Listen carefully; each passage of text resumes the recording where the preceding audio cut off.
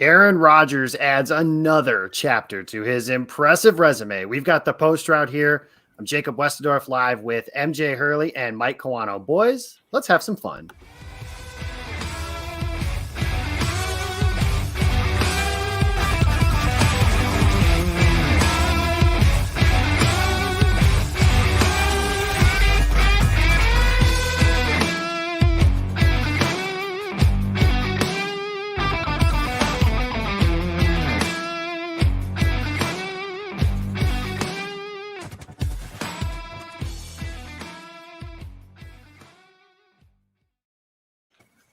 Good evening, ladies and gentlemen, and welcome to a victorious post route, a game on Wisconsin.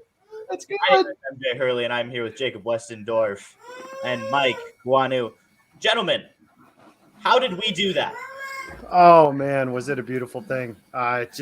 What a night! I was so pissed for such a long time. The officials definitely made their voice known, and that's fine. But at the end of the day, MVS, our guy, I think he said it best. You left time on the clock for number 12. 37 seconds was all he needed. So gets him right down the field. And Mason Crosby is, as I believe I put on every social media account I own, money in the fucking bank. I think MJ had it too. You cannot ice Mason Crosby. Absolutely. Gentlemen, before we get going, a quick shout out to our sponsor, Artec Ventures. Goal at Artec Ventures is to collaborate closely with founders throughout all the investment and fundraising stages, turning their visions into successful companies. Since 2020, Artec Ventures has helped turn great ideas into profitable businesses that make an impact on industries, communities, and beyond. So thank you to Artec Ventures for taking care of us. Gentlemen, what do we want to discuss first? There are so many things. Terrible officiating. Devontae Adams is incredible. Aaron Rodgers is still a bad man. What do we want to hit on first? I don't even know. There's a baseball game on tonight too, or something like that, wasn't it? I heard this Giancarlo Stanton guy is really good at baseball. He is, It's but that's football not season. why we're here. Yeah, it's football season, as the Red Sox fan below me here might say. Let's start simple, guys. To me, I know that a lot of this game was focused on Nick Bosa. Pretty quiet on his part. He had a great first series, kind of forced the Packers to kick a field goal on his first drive. I know they did a lot to help him, and I'll be curious to see what the rewatch looks like on that. But I thought Yosh Nijman held up really well, all things considered. He's a third-string left tackle. That is not the Packers' preferred way of doing things. And honestly, I was thrilled with the play of John Runyon Jr., Josh Myers, and Big Dirt Royce Newman. I thought all three of those guys, and Billy Turner too, to be honest with you. I thought the offensive line, gold star. Rodgers, I believe, was only sacked one time. Maybe twice. It depends on, what they're saying as far as things goes. And tonight with the way the officials and everything were counting, who the hell knows what the hell they were thinking. But it looks like, according to ESPN, one sack from the box score. So Eric Armstead had the one sack. And honestly, I thought it was going to be torturous throughout the course of the game. So at the end of the day, I give it to Kotnick here. He's right. That's our guy, the bartender. Dan, congratulations on your honeymoon. Great to meet you last week as well. So I got to ask. No, I'm not going to do that. Give Yosh a game ball. I would give the whole team a game ball. I'm just thrilled with the play up front. And the big reason I picked the Niners to win this game is I thought they would just dominate in the trenches, and they didn't. And I'm sure we'll get to the Packers defense at some point as well. Honestly, I thought the Packers defense played really well, all things considered. I know the point totals and some of that shit's not going to add up, but when you watch play to play, game to game, I thought they did some really good things. When honestly, they were a little undermanned in some spots too. Listen, you can tell by Packers Twitter, generally, what's on your timeline, what's going wrong.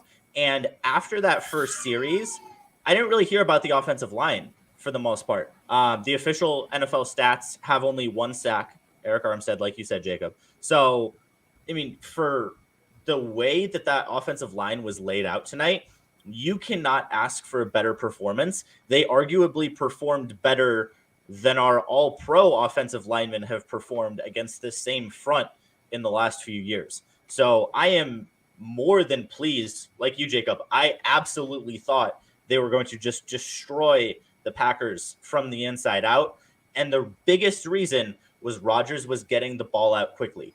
At one point, he was 14 for 14 when throwing the ball in under 2.5 seconds. That's what they weren't doing the first 2 weeks. They finally did it tonight.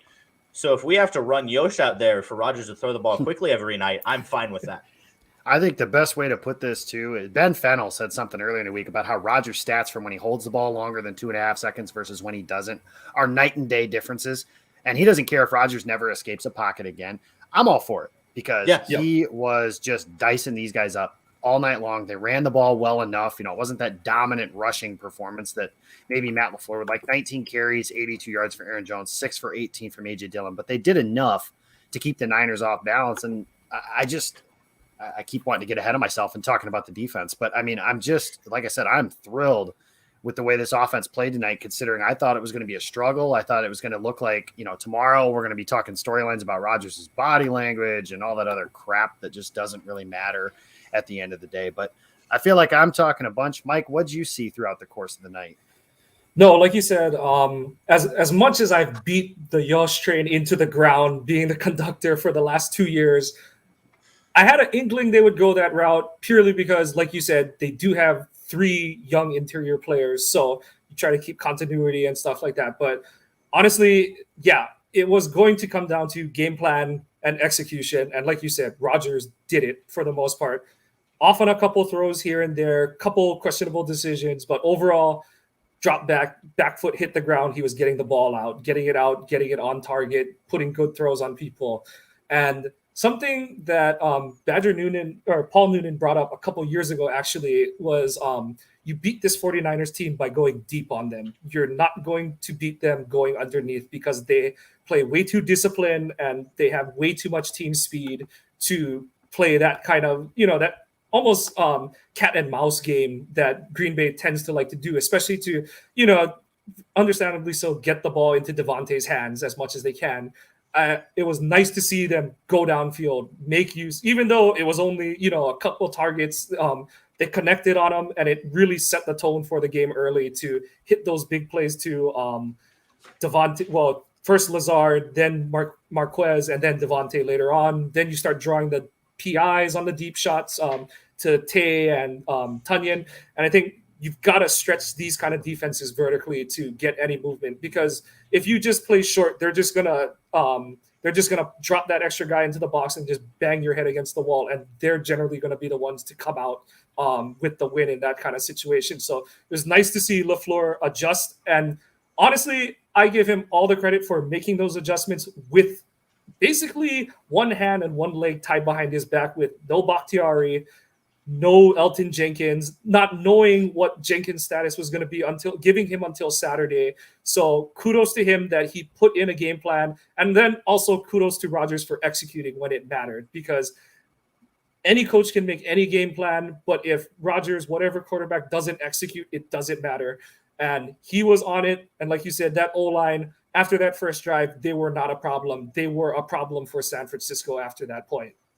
And God bless San Francisco for playing as much man coverage as they did, because you play man coverage against Davante Adams and single him up. They won a couple, but Adams at the end of the night, 12 catches, 132 yards. He had a couple of drops and a helmet-to-helmet penalty, which leads into the other storyline of this game, which of course was the officials tonight that wasn't called for some strange reason. But they hit a couple. They hit that deep ball early to Lazard, like you mentioned. They hit MBS down the side on one for a touchdown. They did enough things in the passing game, and Matt LaFleur is as good as it gets at emphasizing his playmakers. So who are his best players? Aaron Jones and Davante Adams. Which offensive players touched the ball the most tonight? Aaron Jones and Davante Adams. The rest of the guys, their time will come. I think they're going to have some chances next week against Pittsburgh when, we'll look ahead to that at another point this week. But the Packers did exactly what they needed to do throughout the course of this game on offense. Some stumbles, as you'd expect, but I think, like you said, that no David Bakhtiari, no Elton Jenkins, and essentially starting 4 rookies across the front. Niesman has never played a game in the NFL in a regular season time. John Runyon's played less than 200 snaps. Josh Myers, Royce Newman, both rookies playing their 3rd NFL game, their first game in front of fans. That was a sellout 49ers crowd. That was the first game they played. I definitely emphasize the trenches. I'm as big as I can be, especially on the offensive line. I say it all the time. Watch the Chicago Bears, my friends. They got that shiny new toy at quarterback today, and he stunk. Why? Because he was getting, a lot of reasons, but he was getting killed every time he dropped back to pass. Show me, Kawano, I say this all the time, right? Show me a good team that's not good up front. Hashtag Owen Reese. So again, huge emphasis on the offensive line. I'm thrilled with their performance today. And that's the big thing, especially, late in the game. The Niners know that the Packers have to pass, and they held up in protection to allow them to make those plays down the field to Adams. Kudos all the way around. I think the biggest tell is that late in the game, San Fran was going to stunts and twists, which to me is a sign of how well that O-line played, because if the opponent is stunting and twisting, it means that they're not confident in winning one-on-one, which is what, like Jacob and MJ, both you said, I agreed. I thought would be the problem with this game is that guys would not be able to hold up one-on-one, just man-on-man.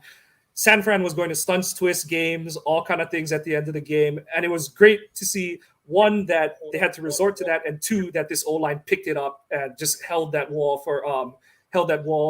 and kept Rodgers clean for most of the night. So that's just a great thing going forward. Like you said, those are basically three rookies on the interior who are growing up, learning with each other. That's huge. It kind of takes me back to the beginning of Rodgers' time when, you had that rotation of Wells, Spitz, College, and I think the great Tony Mole in there too and stuff. And it's kind of similar to that, honestly. I'm just glad they're playing more like that group, even with their struggles. They're playing more like that group than that 05 group with the Sparty Will Whitaker at right guard. That was a disaster. So great to see, this group stepping up. And, you can say all we want about, how much Jimmy G is and stuff like that, but that 49er front is legit. I don't care who is playing behind it. That front four is legit, and Fred Warner is legit. And that O-line did what it had to do to get the job done tonight. And I actually think they should have been relied on more in key situations than they were relied on. But when their number was called, they converted for this offense. Mike, it's interesting you brought up the verticality, because that's exactly what we saw the Rams do today to beat Tampa Bay, which, by the way, made me very happy to watch.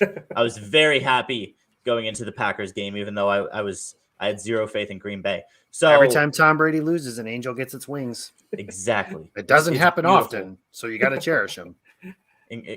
Very well said, Jacob. But given the verticality that Green Bay was able to show tonight, the only thing I'm interested in your guys' thoughts on is, are we worried at all about Aaron Rodgers' lack of deep ball accuracy so far? Given that is the blueprint to beat the best teams in the NFC, he seems hit or miss right now. I don't know how much of that is timing that will be fixed by the time we get to the playoffs, but are either of you concerned about what that might look like come December and January?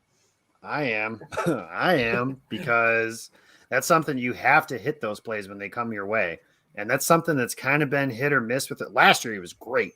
But over the last, 3 years or so, that's kind of been hit or miss. From the intermediate parts and the short parts of the field, he's on point. Maybe that's something because he wasn't practicing with everybody through it. Maybe that's like the effect that it takes. I don't know that, but that's also like the first thing to go when a quarterback starts to decline. You guys saw it with, Drew Brees and Big Ben and Peyton Manning and all those dudes. They just couldn't push the ball down the field anymore. Tom Brady has, the fountain of youth and all kinds of different stuff that goes into his arm. But that is what it is. I'm concerned just because the Packers, the LaFleur offense, Peter Bukowski from Locked On says this all the time. It's layups, free throws, and 3-pointers. And they're trying to hit those 3-pointers. That's the deep ball. You've got to do that stuff because that's what opens up Devontae Adams. So with MVS, and that's kind of his thing, right, is he's got to beat you down the field. So Rodgers, I would like to see him a little bit better. And there were a few deep balls tonight that they got some, we'll call them fortuitous pass interference penalties. So that's not going to happen as we saw, last year's NFC Championship game. Sometimes pass interference and holding is not a thing, even if it is a thing. Yeah, totally agree. Just to go off of Jacob, it's hard to tell because he seemed to be on it early in the game, and I don't look too much because he was on it on the play Devontae almost died on. And then I think the next two plays, I think he was just juiced up. So I don't take too much away. And we don't know exactly when Marquez pulled his hammy, or he pulled up lame a little bit on that route. So don't know if that affected it.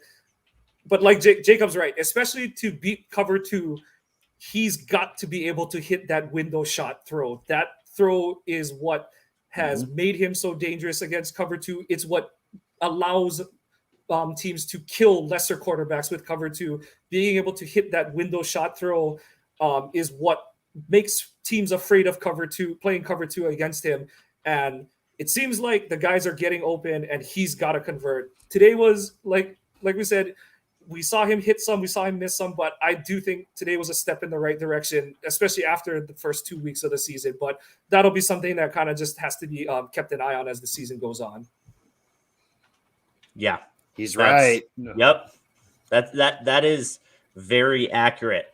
And the thing that makes me think of is I wanted to kill Al Michaels and Chris Collinsworth tonight. Oh my They were God. driving me crazy. The amount of times that they compared Jimmy Garoppolo to Aaron Rodgers, I understand the storylines may be similar hypothetically, but please, there is in no way, shape, or form any comparison whatsoever. So shut your mouth and don't disrespect Aaron Rodgers like that again.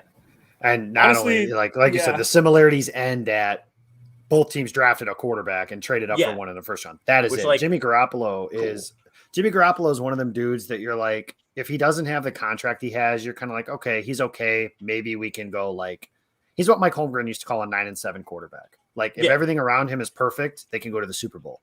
Everything around him right now is not perfect. Because I'll tell you this, I was stunned at how well the Packers rushed the passer tonight. And some of that was because Alex Mack, he's going to see Kenny Clark in his nightmares.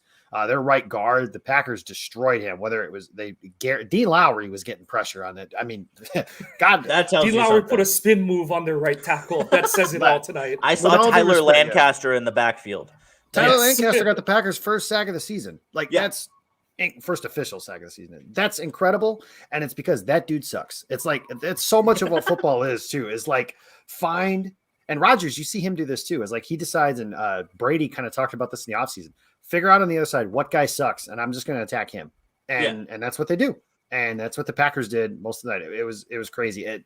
Chris Collinsworth, if he does another game, 20 years, if he never does another game again, it'll be too soon. I cannot stand that guy. Real quick before we go to defense, I know Jacob and I and probably Mike don't want to go on officiating too much, but it has to be at least mentioned. First of all, just like player safety, not even getting to pass interference, intentional grounding, things like that. Just getting into player safety. I know they explained on the broadcast it was poor positioning by the official that hypothetically led to that not being called as defenseless receiver targeting on Devontae Adams. But it has been a long time since I saw that poor officiating, not just towards the Packers, but on both sides. It was just awful across the board. I don't know what has gotten into the NFL, but it drove me crazy, and I know it made you guys a little bit mad too. Honestly, if they scrap the whole former referee expert thing, that'll be one of the greatest things they do on the broadcast. Because to me, I think it is the biggest cop-out in NFL coverage that you bring in former referees when you yourself never call out your own referees. You bring in your former referees to commentate on games and give their input into why a call was right or wrong. Like, okay, Terry McAuley is a guy I liked as a ref, but to hear him excuse a hit that they are trying to legislate out of the game because homeboy didn't get him, he let the play run past him and he couldn't see it. Our helmets are yellow. You cannot tell me that you can't see a rubber ducky looking thing bounce back after the ball is gone. That was the biggest load of crock I've heard. And honestly, it's like, just stop. You're embarrassing yourself for trying to make excuses. If something is terrible, just say it's terrible. They're putting a Band-Aid on a broken leg, trying to have guys, like I said, like Gene Steratore. Gene Steratore should still be reffing in this league. He should not be a broadcast expert. He should still be refereeing in this league. But he makes way more. Yeah, he's better smart, money, though. no scrutiny. I respect the hell out of him for going, just talking about it, getting paid buku bucks to just say like, oh no, that's a bad call. That's why we do it that way and stuff. But to me, and that's across all sports, I think it's the biggest load of crap across all sports that they have a ref who And, just like they say, in the locker room, it's a fraternity and stuff like that. Why is a former ref going to come on and when he's getting paid probably better than he was as a referee to come on national broadcast and commentate on games, why is he going to throw a fellow ref under the bus? And we saw it tonight. We saw Terry McCulley make the excuse of excuses to excuse missing an incredible call. Like, Davante Adams could have legitimately died on the football field, and those three guys got together and were like, nah, I didn't see it. And on top of that, the other part is, I know that, and they should be able to do this for every game, but especially for national broadcast games, you have a war room in New York City of a bunch of guys staring at a wall of TVs, and you can't tell me that you can't figure out a way to get someone to call in and be like, you guys screwed up, drop the flag, throw that guy out of the game or something. Like, and then the icing on the cake was NBC's cameraman catching Davante in space on the ground afterward. Like, all of that combined, it's like, you tried to tell us that you're eliminating violent acts out of the game, and then you're going to let a guy almost die on Sunday Night Football, let your cameraman zoom in on his eyes going in two different directions, and then you're going to bring on someone to say, oh yeah, it was a bad hit, but oh no, this is what, it's the human element. The human element went out the window to me when HD TV became a thing. When we could count the blades of grass on the field, human element is not an excuse. And on top of that, you didn't even mention MJ, but tonight was the poster child for why referees should not be spotting footballs. We saw several cases where it's like JT was short. JT was short all over the place on this damn field. Like, there's that one quick, and it was the one Rodgers missed the throw, but it was that quick out. Davante got slung down, and he marked the ball back another yard after where Davante landed on the ground. Marked Kittle forward like 3 yards. You know why that happened, though? Kittle catches the ball, and then he, like, runs forward and sets the ball down.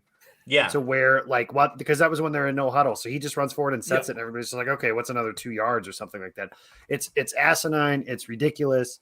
I'm not one to ever blame officials because ultimately, I think if you control what you could control, as we just saw, then the officials are not going to matter. That being said, you go back to that helmet-to-helmet hit on Davante. How many times have you guys sat back and watched the game and go, that's bullshit. That's not a hit. That's not an illegal hit, whatever. Like, they're overly cautious with these plays. And then you have a legit one with the brilliantly phrased rubber ducky yellow helmet moving all over the place. Like, I don't understand how that's not a flag.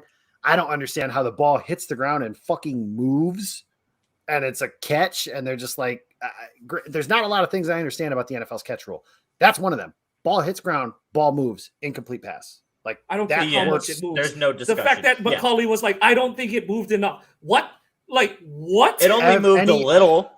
I guarantee you the NFL is not consistent with anything. If there were 100 of those, 99 of them were called incomplete, and that one was called complete. I mean, the Packers were definitely the beneficiaries of, like I mentioned earlier, some fortunate pass interference penalties. The tripping call on Adrian Amos, I know technically he tripped him, but it was only because he was being held.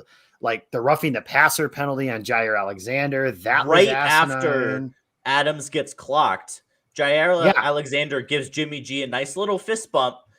Where he's trying to avoid hitting him in the head. Yes. Like, that was he's the part. actively He was trying to not play to rough the by passer. your rules, and you flagged him anyway, which I get it. The but officials no, taunting they're is the biggest officiating problem in this league. Taunting Which is I the get biggest it. problem. And they let Fred officials Warner are- sit on top of Davante multiple times, and it's like, Yeah, and I get it. The officials are officiating a game where the players are bigger, stronger, faster than they ever have been, and we can see more than we ever have. Like Mike mentioned, HD TVs, we can count the blades of grass that are on the field. There are plays tonight that if an official makes a mistake, I get it.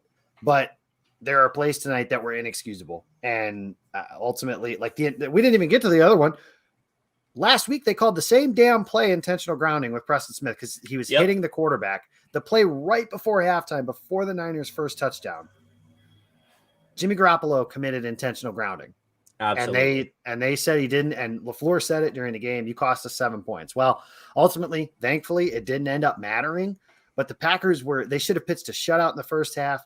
They were the better team all night tonight. It's a good thing to me. I believe in karma, poetic justice, whatever you want to call it. The Packers were the better team. They deserved to win. Thankfully, they did, because if they didn't, that is what we would be talking about tomorrow morning, is how they missed this, that, and the other. So I think officials are bad in general, but tonight, Jerome Boger's crew better not be in a playoff game, because that was horrendous on every front. I'm going to be looking out for that name, and I'm not going to be happy if I see it again.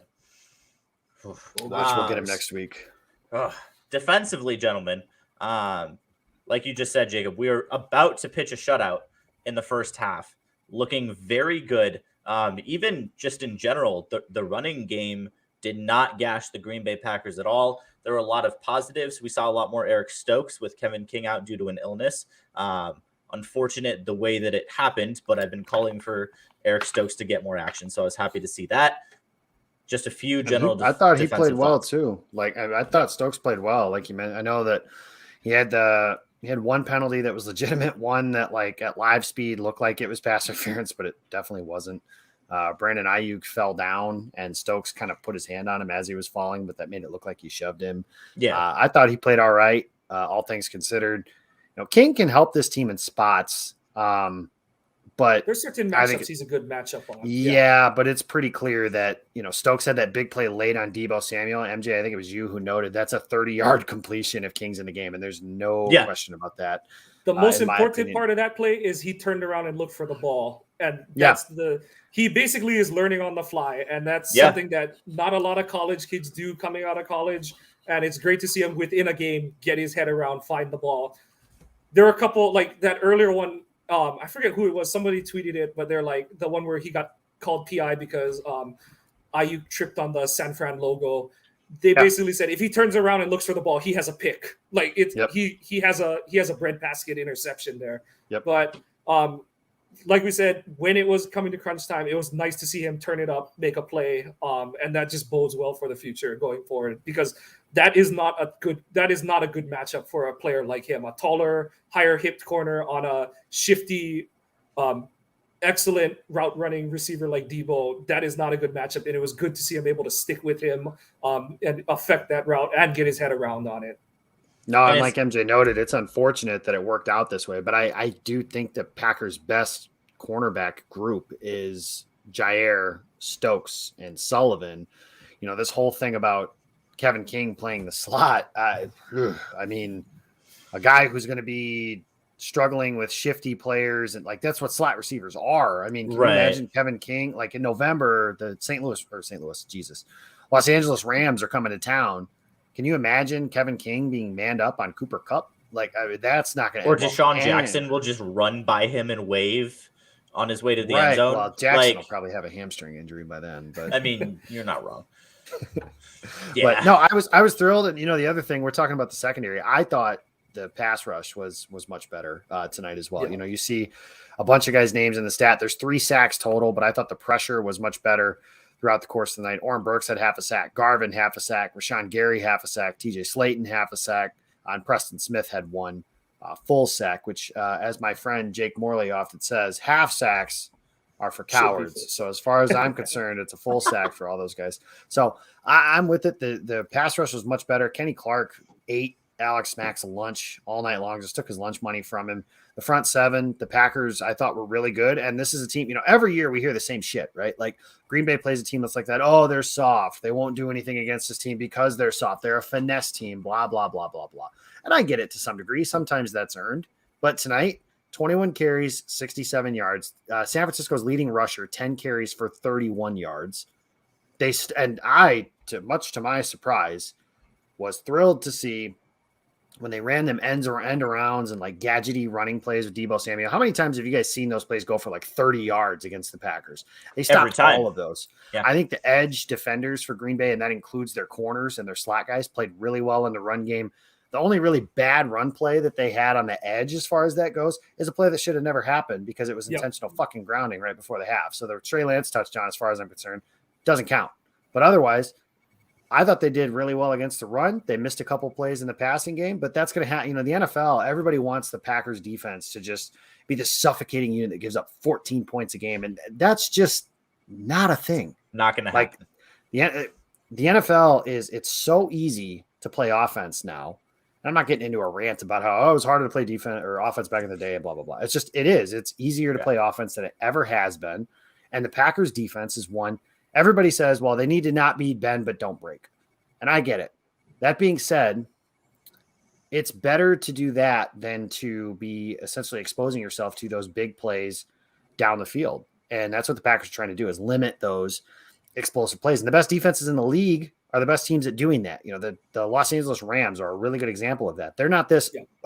Everybody, when they hear the word aggressive, they assume everything looks like Rex Ryan's defenses, where their corners are right in your face and they're blitzing everybody and all that stuff. If you do that, you know what happens? We saw it. When the Packers had Al Harris and Mike McKenzie, you get a lot of holding penalties and you give up a lot of plays down the field. It sounds better, but realistically, I think the way the Packers, their approach, I think could use some tweaking, but in general, I think they're doing the right thing. It's just a matter of they've got to make a few more plays. And, you know, the other thing about this team that's exciting now is this is a game, in my opinion, that they stole, because I had this game marked as a loss. I had them 1-2.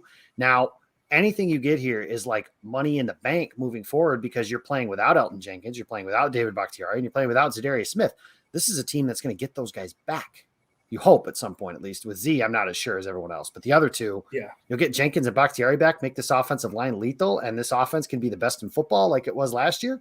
Start firing on all cylinders. Let's see what happens here. But the defense, I thought, did a really good job tonight. They had 7 points basically handed to the 49ers with a missed grounding call, and obviously the special teams play, which we don't have to go into that. And then, you know, the last series of the game, they should have made a stop. You know, that wasn't good. But I put that on Matt LaFleur, because your identity, as long as number 12 is going to be under center, is him. So when it's 4th and 4, a field goal to go up by 6 does you nothing.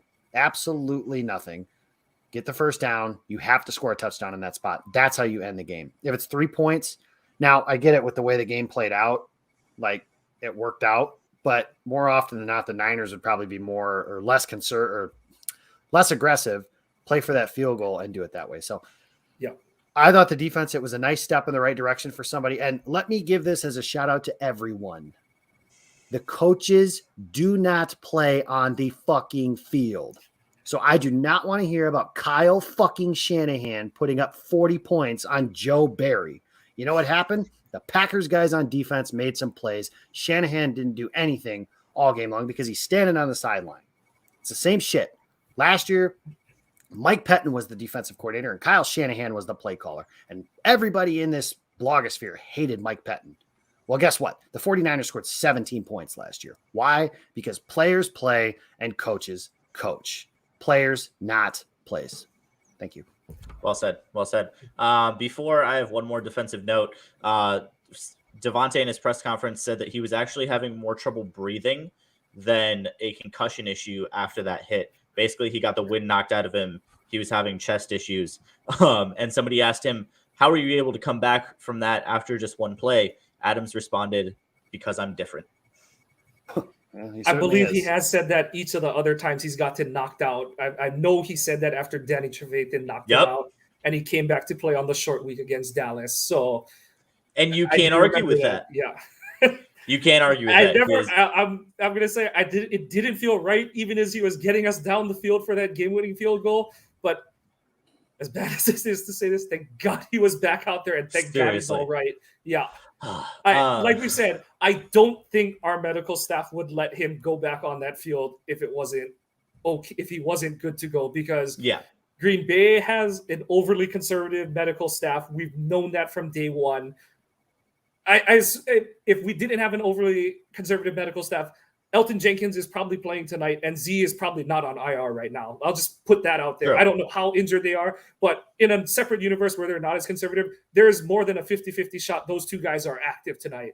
So all things being considered, at the time you're uneasy, but at the same time, I'm like, knowing how this team handles injuries, I think they were clear of him. Plus, he has to go through the third-party NFL concussion doctor. So that part of it too, it's kind of like, okay, like I guess he got double clear, he got double thumbs up kind of thing and stuff, but it mattered, especially with our boy Marquez out, but it mattered. Our boy got a that's my guy. touchdown, though. I know Jacob was He did. very excited about that. Yeah, I was thrilled. And he got a deep ball. I mean, Quez is he's really good in his role.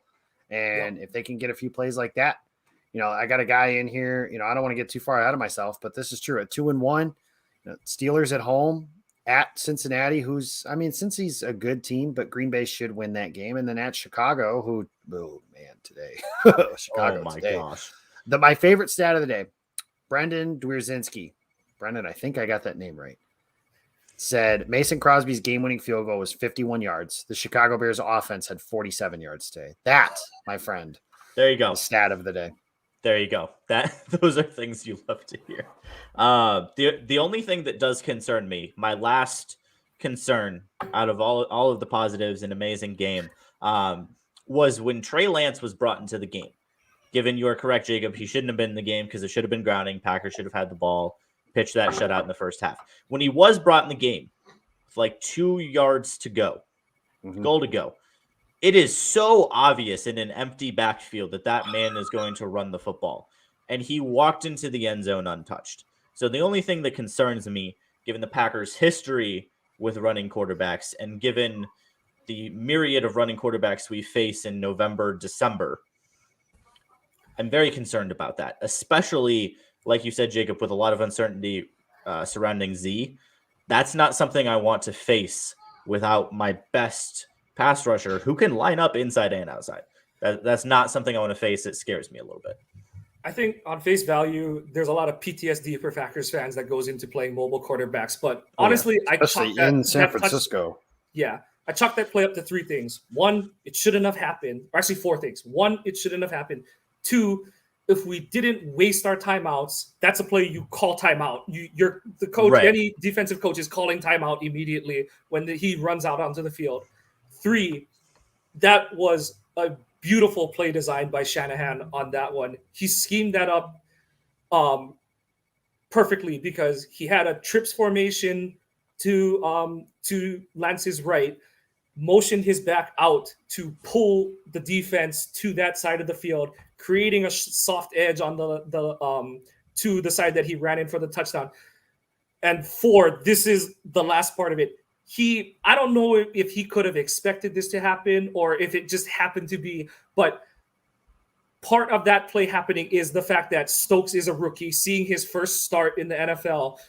I do wonder if that play plays out differently, if that's Jair on that side.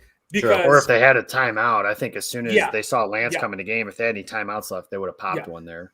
Yeah, exactly. Jesus, you want something negative. God damn it, we use a lot of unnecessary timeouts. Like the end of the game would have been so much easier if they had a fucking timeout. I just accept that that's going to be a truth until Rodgers is done in Green Bay. They're going to have have to win a Super Bowl. Like they're going to get a last drive in the Super Bowl this year. With 30 no seconds, timeouts. No timeouts because they blew them all with 3 minutes left in the third quarter. Yeah.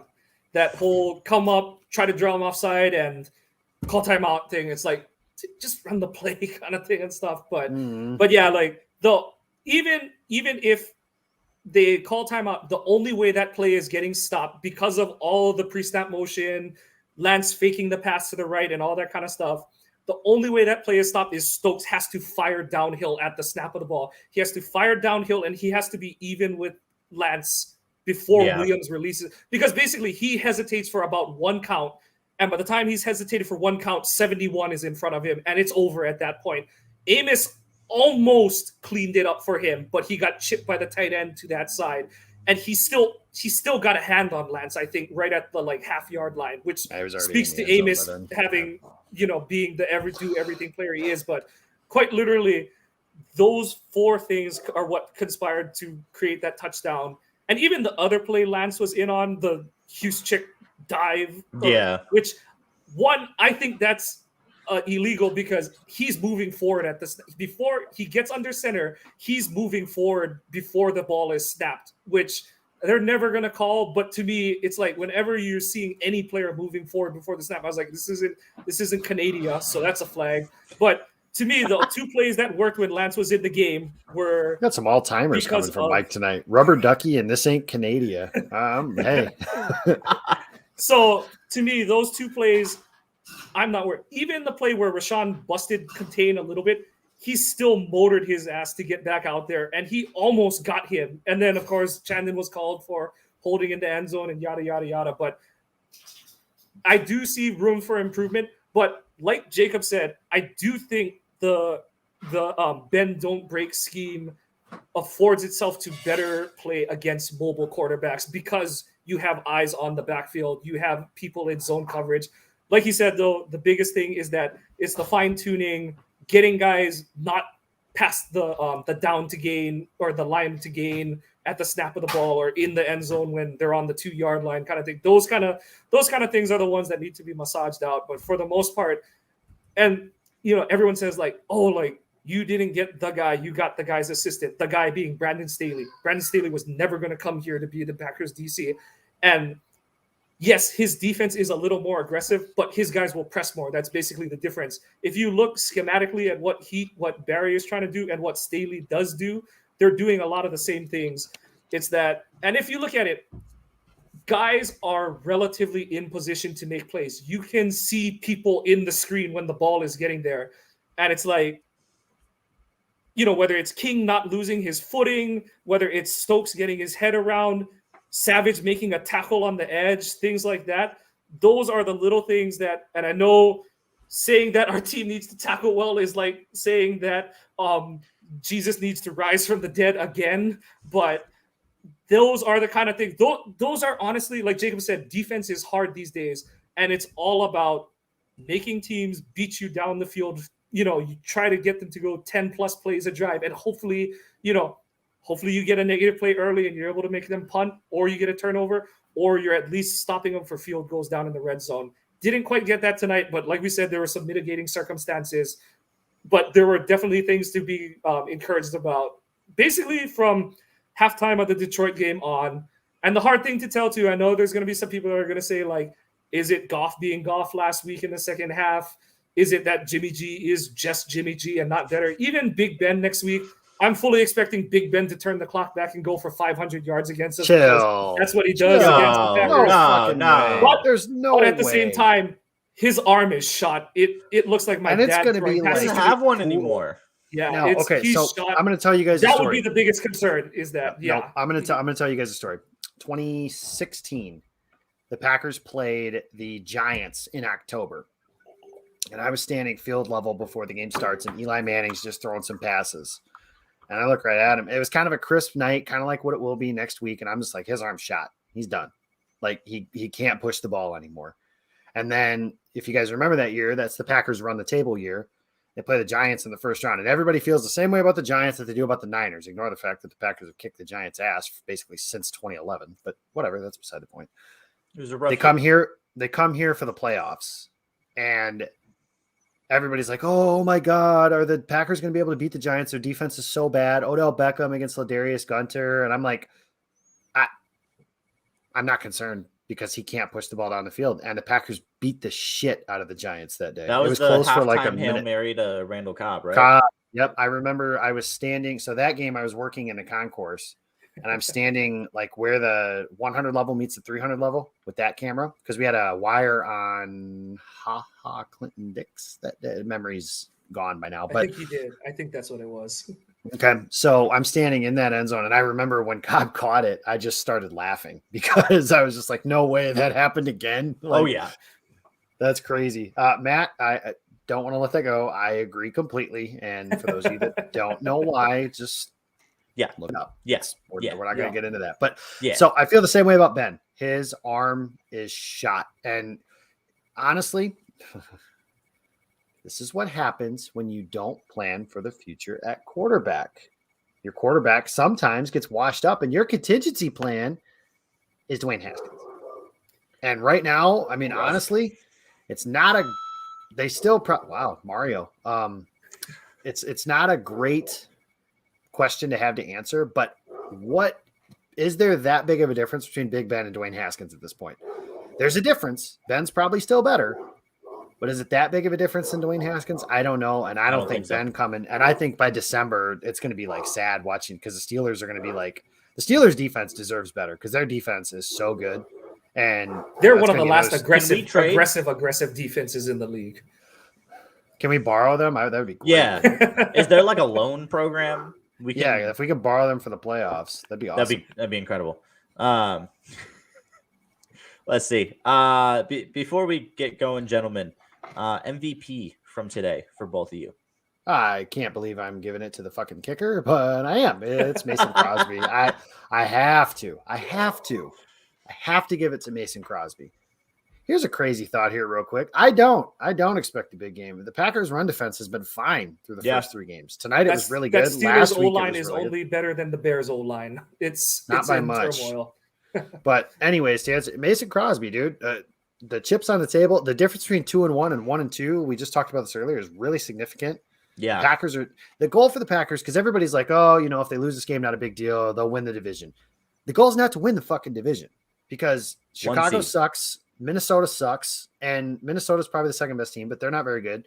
And Detroit is Detroit. We just saw them. The goal is the Packers are compared to Tampa Bay, Los Angeles, Arizona, San Francisco, name whoever you think your best teams in the NFC are.